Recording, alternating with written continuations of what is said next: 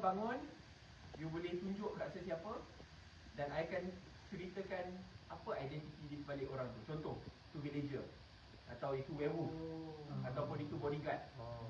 Okay. Next, bodyguard. Bodyguard ni dia boleh jadi selfish atau selfless.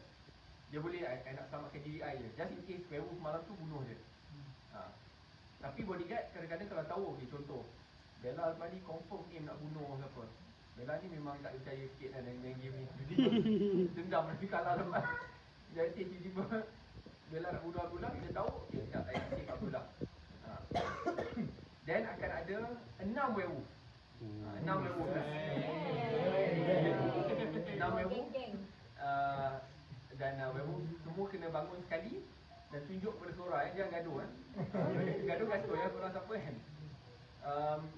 Untuk percepatkan ni, kita pastikan setiap malam werewolf boleh bunuh 2 orang.